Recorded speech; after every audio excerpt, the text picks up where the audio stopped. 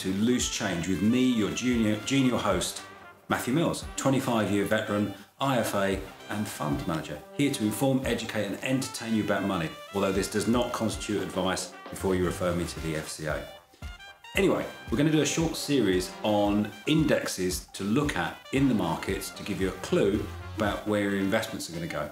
And the reason we're going to do this is I had a question from somebody about should I be looking at the FTSE 100 at the end of the news to give you some idea about what to do with my investments. And the answer to that is actually probably no, unless you are invested in the FTSE 100, because that's just an index of the leading stocks in the United Kingdom.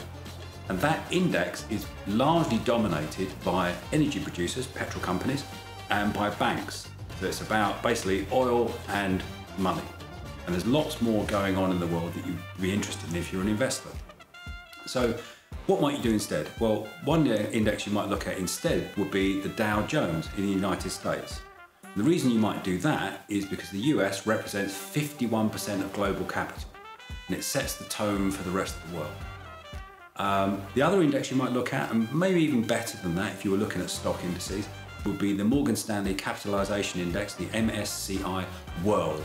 And this is a basket of shares from around the entire world. It's well over 2,000 stocks and probably is far more representative than the Dow of what's going on in the entire world. So really, if you were looking for an index to look at, some indication of how to benchmark your investments, the MSCI World or the Dow rather than the FTSE 100. Anyway, there's another series of these coming where we'll look at some other indices as well and some other indicators. We'll see you next time.